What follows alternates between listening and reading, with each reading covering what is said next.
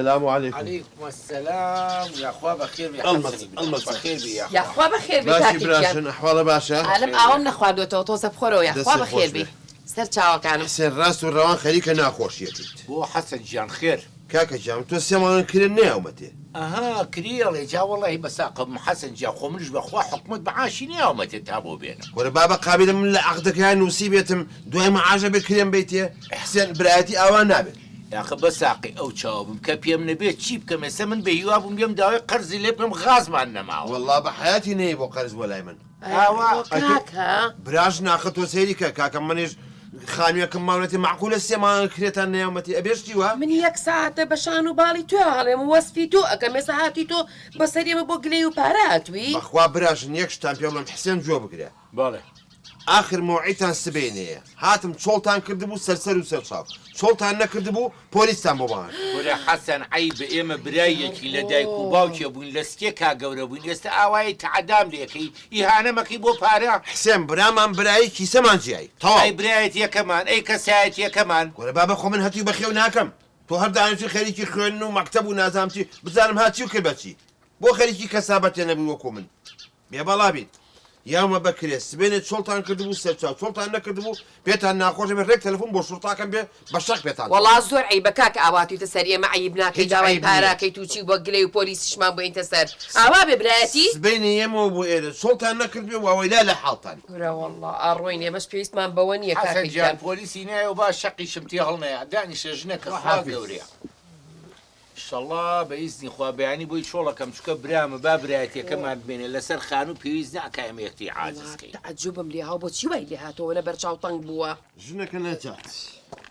چی کرد لەگەڵ حسێن وەڵا پێم وتم حسێن گیان عاجز مەبە ئەم شەو ئاخر شەو لەم خانوایە بەیانی چۆڵێکی سەرچاو چۆڵی ناکەی بە پۆلیس پێ و چۆڵەکەم بەشە دەتخوا عیب ناکەی برای خۆ لە خانووا کرێ نایەتە دەریەکەی لە خانوەکە عیب نییە بابە عیب نییە منیش پارەم پێویستە خۆ بەلاش نەماوەتێ سێمان کرێ خانووی نییە ژنەکە دوو قسەی ڕاست بکە جابانەیە مەعاش نییە پارە نییە لەکوێ بوو قەیچێکا سەبرێ هەبێت کورە بابە من یامە ئەو بە 200,000 تیان نەبوو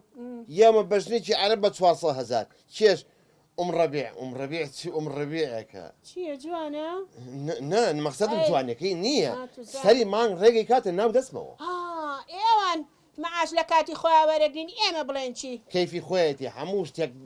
بەو شێوەیە ئەکە منیش پارەم پێویستە یەک دقە با تەلەفۆنی بۆ ڕەبیع وەڵڵا عیب بە خۆ نەبوون و نەدیوە عیب ناکەی سەبری نەکردا بە براکە پارەی هەبووە قەیچێکا بۆچی دەرێ کرد بەسە یەک دقە تەلەفۆنی چێتە سەر جادا دەبەسە با مژدەی بم بە ڕەبیع بڵێم بەیانی خانووەکە چۆڵە بێ عربيك وخطو هاد هيك ها؟ نايزان من عربي لك يوزان الو شلونك ربيع؟ يا هلا ومرحب والله اني اريد مجدانه مجدان بابا مو زنيانه مجدانه بلا ججنانه ججنانه تقول عيب زي او باكر ماكو هاي بيد مال حسين هاي فقر اي باكر يطلع راح الريحه الى برا اذا ما راح برا بالشلاقه يطلع برا ايه وإلت هاي هدية مني إلت لا هسه تدري اسمعني فد دقيقة واحد أنا بتواصل شي بعربي 0 بابو رقم تلفونه نتوابا اسمعني ربيع هاك ماكو بينصد 500 يشيل 100 ايش قد يبقى؟ ايه رحم الله والدتي 400,000 دينار شي مردو يعني مردو؟ لا اي ايه وباكر اني اجيلك ما محتاجه شيء بلا كاولي ما كان خانوك انا وبي انا مالم بزام نوكو او كهرباي بيويز بين نقص بيت او اويه ان شاء الله كاولي كانوا بلاقي بيونا ان شاء الله باكر اني اجي يمك باكر ونحكي يلا في مال اهلا ربيع اهلا وسهلا شي بي كانيني يو نوتم هاتشين نوتم هاتشين نقصان بوتاكم حقي خويتي حقي خويتي شي ما نهجنك شي ولا ناوين برنج مريشكم لينا وطواو اما مهمه هموش هرشي باخواني بري دابا صبروا شنو يستاهل بامنا باكم دبر شلون عيني شلون مخلي على عيونك